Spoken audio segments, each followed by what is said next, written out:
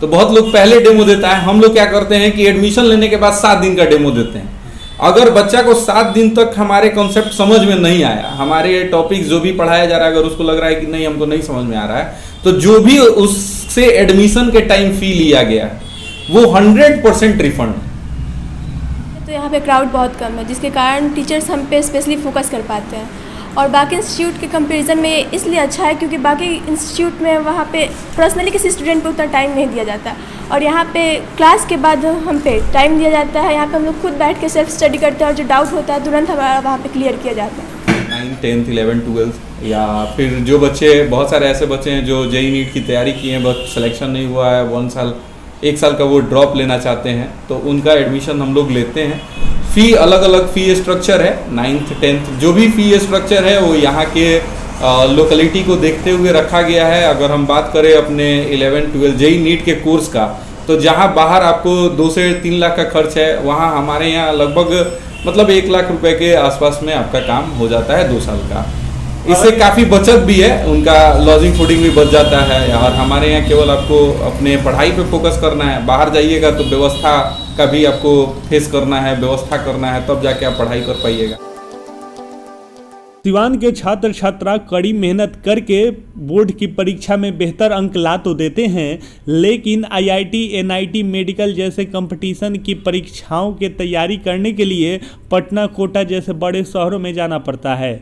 लेकिन सिवान जिले के नीटियंस क्लासेस नाम की एक संस्था है जो कि पिछले 3 वर्षों से 9th 10th 11th 12th के छात्र छात्राओं को बेहतरीन ढंग से थ्योरेटिकल सब्जेक्ट के साथ साथ कंपटीशन लेवल की तैयारी भी कराते आ रहा है। और हर साल इस संस्था के छात्र छात्राओं का अच्छे कॉलेजेस में एडमिशन भी हो रहा है। वहीं संस्था के टीचरों ने बताया कि जिले के टॉप 3 स्टूडेंट का 100% शुल्क माफ़ कर दिया गया है। बाकी विद्यार्थियों का शुल्क स्कॉलरशिप परीक्षा के ऊपर डिपेंड है कि वो कितना नंबर लाता है। विशेष जानकारी के लिए नीचे दिए गए नंबरों पर कांटेक्ट कर सकते हैं। बहरहाल आइए सुनते हैं और देखते हैं क्या कुछ कहना है नीटियंस क्लासेस के टीचर्स और स्टूडेंट्स का।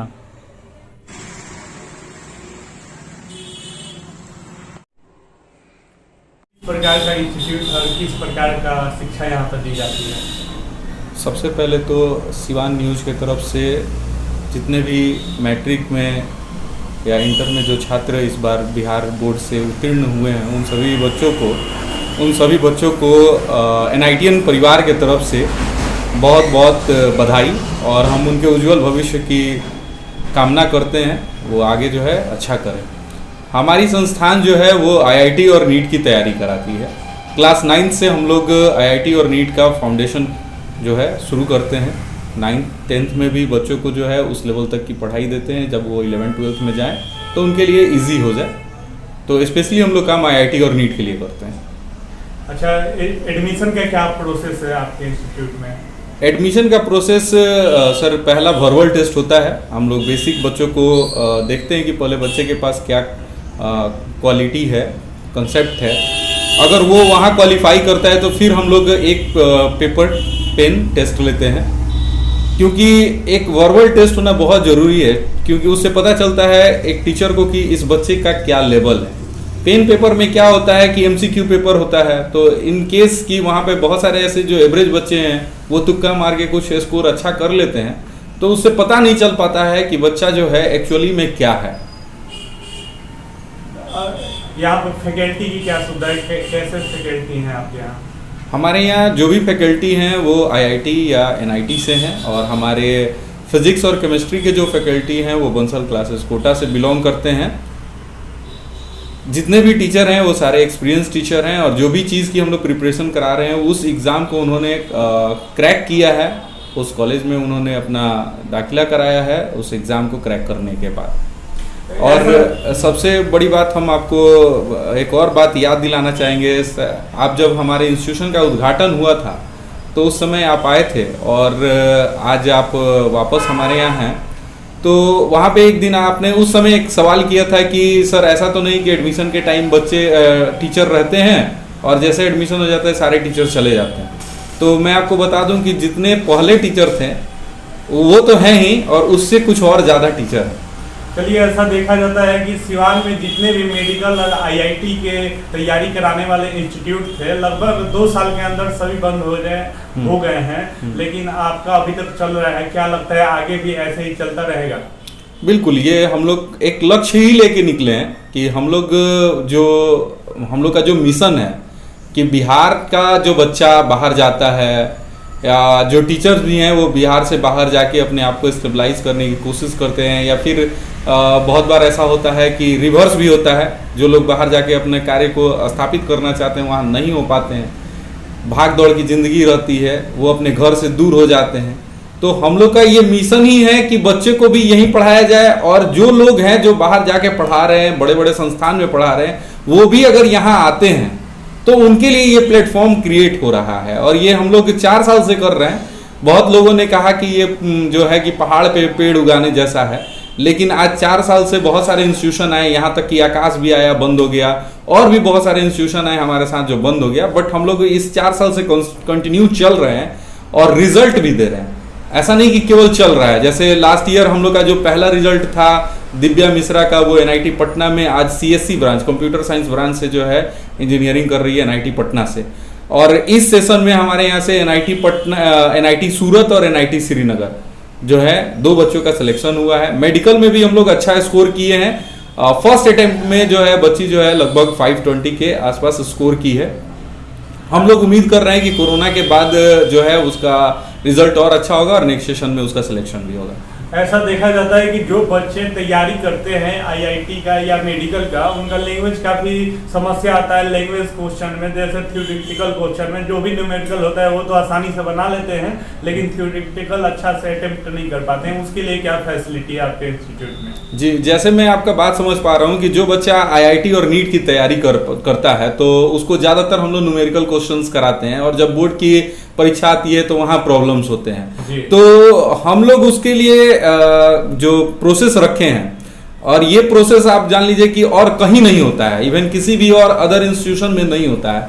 हम लोग लास्ट के 2 महीना जो होता है, जैसे मान लीजिए जनवरी में एग्जाम है तो नवंबर दिसंबर का जो 2 महीना होगा, हम लोग उस बोर्ड के हिसाब से बच्चे को कैसे पेपर लिखना है, किस तरीके से उस क्वेश्चन को अप्रोच करना है, उसका प्रैक्टिस कराते हैं। जिससे कि क्या है कि वो जो लड़का कंसेप्ट जानता है उसको थ्योरी में बदलने में उसके लिए बहुत ही आसान हो जाता है। इसका नतीजा ये है कि मेरे संस्थान का पिछले 4 साल का रिकॉर्ड है कि आज तक, चाहे वो सीबीएसई का एग्जाम हो या बोर्ड का एग्जाम हो, स्टेट बोर्ड का एग्जाम हो, आज तक कोई भी 2nd डिवीजन नहीं आया है। चलिए, एडमिशन जो होता है किन बच्चों का होता है और कितने रुपए लगते हैं, इसके बारे में डिटेल में थोड़ा बहुत बता दीजिए।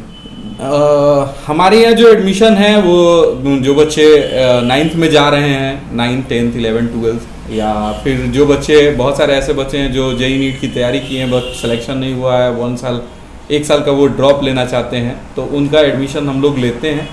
फ़ी अलग अलग फ़ी स्ट्रक्चर है। 9th 10th जो भी फ़ी स्ट्रक्चर है वो यहाँ के लोकेलिटी को देखते हुए रखा गया है। अगर हम बात करें अपने 11 12 जेई नीट के कोर्स का, तो जहाँ बाहर आपको 2 से 3 लाख का खर्च है, वहाँ हमारे यहाँ लगभग मतलब 1 लाख रुपए के आसपास में आपका काम हो जाता है 2 साल का। इससे काफ़ी बचत भी है, उनका लॉजिंग फूडिंग भी बच जाता है। और हमारे यहाँ केवल आपको अपने पढ़ाई पे फोकस करना है। बाहर जाइएगा तो व्यवस्था का भी आपको फेस करना है, व्यवस्था करना है, तब जाके आप पढ़ाई कर पाइएगा।